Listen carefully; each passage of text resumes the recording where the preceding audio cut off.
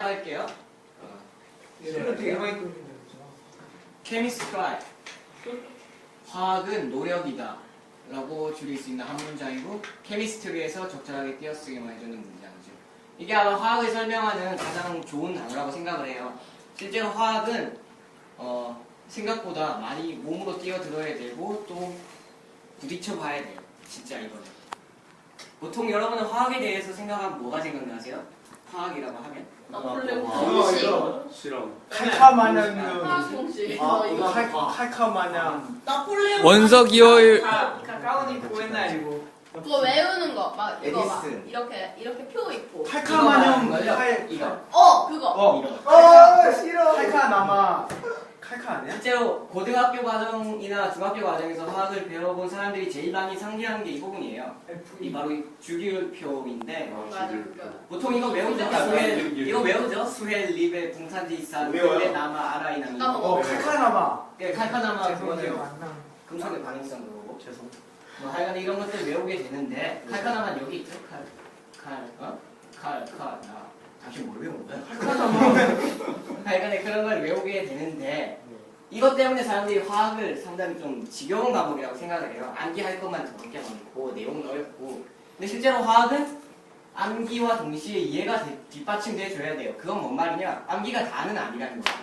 그리고 실제로 암기가 그렇게 중요한 부분도 아니에요. 예를 들어서 내가 전공하고 있는 유기화학은 여기 얘랑 탄소랑 옥시즌, 그 다음에 질소 이런 애들이 가지고 노는 쪽이라서 실제로 이쪽을 가지고 노는 사람들은 무기화학자들이고 자 그러면 화학이란 거니까 뭔지에 대해서 한번 이야기를 해보죠. 화학이 뭐냐?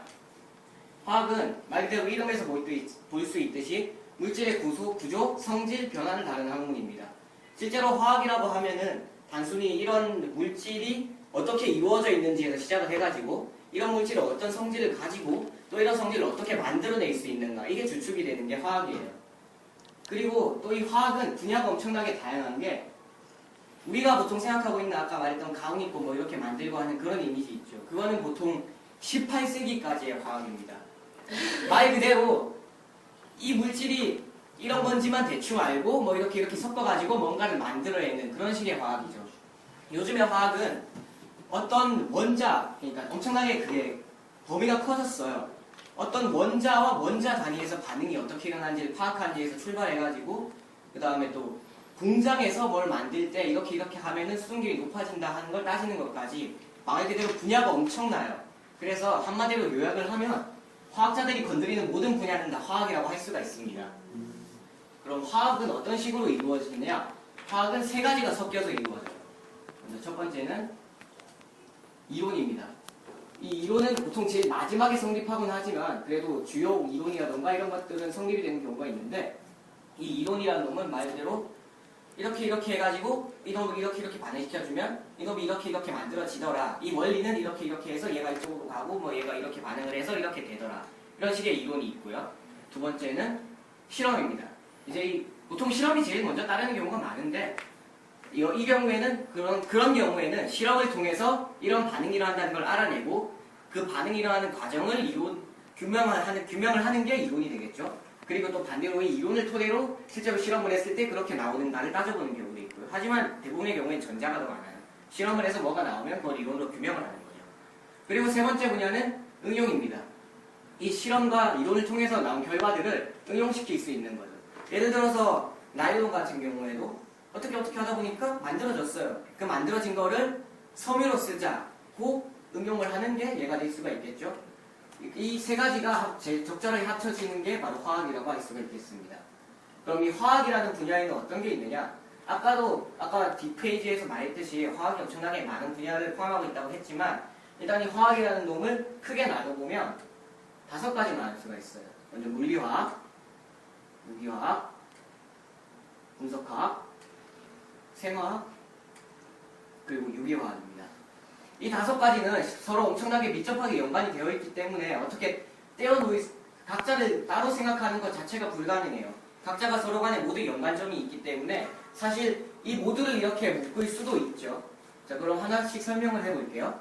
먼저 일단 물리화학을 하기보다는 그 뒤에 뒤쪽 테이블에 가지고 온 그 병 좀 가져다 주실래요? 아 그거 말고요. 네. 무슨 벽? 그 주황색으로 카메라? 이 녀석은 메틸오렌지라는 지시학입니다.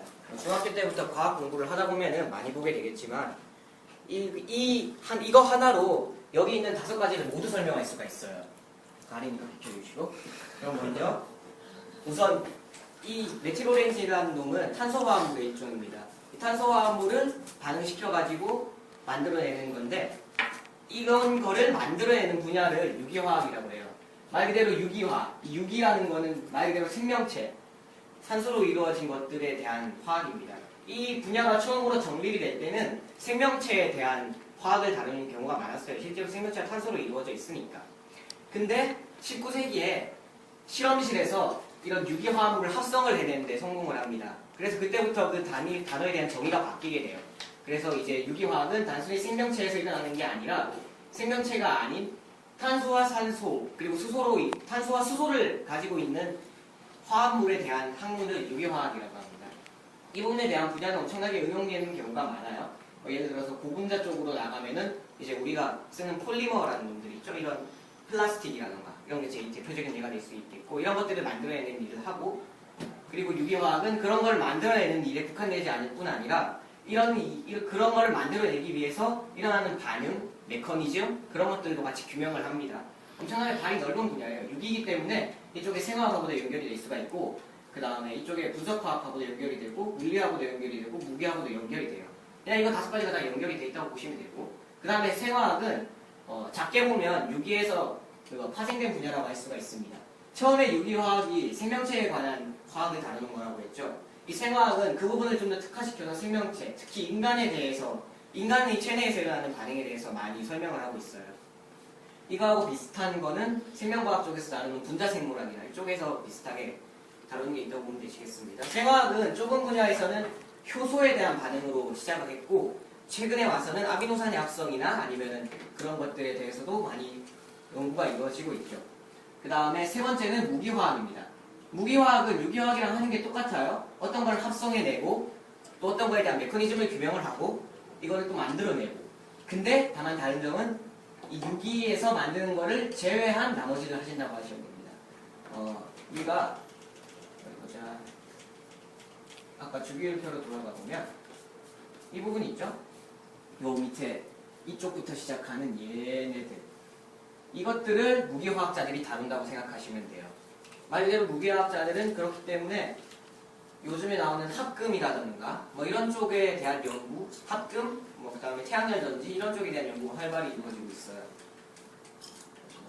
그리고 또 유기무기화학이라는 것도 있어요. 그건 뭐냐면 무기화학에서 만들어내는 그런 물질하고 유기화학에서 만들어내는 탄소화합물하고 결합시키는 형태인데 사회과학대. 진짜 엄청나게 뭐가 많죠? 사회과학. 진짜 이렇게 유기적으로 분열이 돼 있다고 할 수가 있어요. 그리고 네 번째는 분석화학입니다. 분석화학이 하는 역할은 뭐냐? 분석화학이 하는 역할은 예를 들어서 유기화학에서 뭐하고 섞었더니 어떤 게 나왔다. 예를 들어서 이런 게 만들어졌다고 쳐요. 근데 유기화학에서는 얘 정체를 정확하게 몰라. 그래서 분석화학에다가 의뢰를 합니다. 얘가 뭔지 알아봐 달라고. 분석화학은 주로 그런 역할을 해요. 분석화학은 정량 분석과 정성 분석이라는 걸 하는데 정량 분석은 어떤 게 어떤 비율로 이루어져 있는가, 어떤 원소가 얼만큼 들어가 있고 그런 걸 알아내는 역할을 하고 정성 분석은 이놈의 성질에 대한 분석을 하죠. 그래서 분석화학 같은 경우에는 분석 기기에 대한 의존율이 높은 편입니다. 실제로 이쪽으로 가면은 실험할 일이 작아요. 그리고 그만큼 돈의 위력을 제일 절실하게 느끼는 곳이기도 하죠. 실제로 저희 학교 공동기기원 같은 경우에는 NMR 기계가 하나 있는데 그게 원가가 300억이에요. 뭐? 300억이에요. 얼마 안 하네. 근데 웃긴 거는 그거를 분석화학 연구실에서 밖에 안 써요. 그 사람들밖에 쓸 줄 모르거든. 얼마 안 하네. 그런 식이고요. 그 다음에 물리화학이라는 놈은 어떤 놈이냐? 물리화학은 자, 우리가 아까 여기 유기화학에서 설명을 했을 때 어떤 A라는 놈이랑 B라는 놈이랑 반응을 해서 C라는 게 만들어졌다고 쳤을 때 여기에서 그런 걸 만들어내는 역할뿐만 아니라 그거를 어떻게 반응이 가는지를 연구를 한다고 했었죠. 물리화학은 그거를 좀 더 세분화시켜 놓는 겁니다. 예를 들어서 유기화학에서 한 분자랑